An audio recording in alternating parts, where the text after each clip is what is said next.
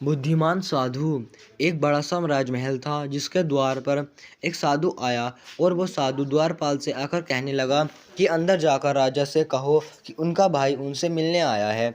द्वारपाल सोचने लगे कि ये साधु के भेष में राजा से कौन मिलने आया है जो राजा को अपना भाई बता रहा है। फिर द्वारपाल ने समझा कि क्या पता कोई दूर का रिश्तेदार हो जिसने संन्यास ले लिया हो। द्वारपाल ने अंदर जाकर सूचना दी, जिसके बाद राजा मुस्कुराने लगे और उन्होंने कहा कि साधु को अंदर भेज दो। साधु ने पूछा, कैसे हो भैया? राजा ने जवाब दिया, मैं ठीक हूँ, तुम बताओ तुम कैसे हो? साधु ने राजा को कहा कि मैं जिस महल में रहता हूँ वो बहुत ही ज़्यादा पुराना हो गया है, कभी भी टूटकर गिर सकता है। यहाँ तक कि मेरे 32 नौकर थे, वो भी एक एक करके चले गए।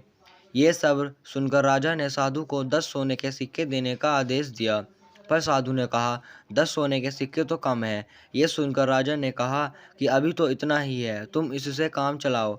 इसके बाद साधु वहाँ से चला गया। साधु को देखकर मंत्रियों के मन में भी कई सवाल उठ रहे थे। उन्होंने राजा से कहा कि जितना हमें पता है आपका तो कोई भाई नहीं है, तो आपने उस साधु को इतना बड़ा इनाम क्यों दिया?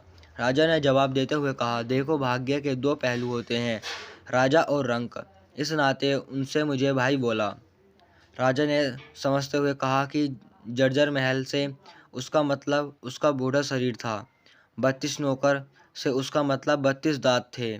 समंदर के बहाने उसने मुझे उलझा दिया कि राजमहल में उसके पैर रखते ही मेरा राजकोष सूख गया, क्योंकि मैं मात्र उसे 10 सोने के सिक्के दे रहा था, जबकि मेरी हैसियत उसे सोने से तौल देने की है। इसलिए राजा ने ऐलान किया कि मैं उसे अपना सलाहकार नियुक्त करूंगा।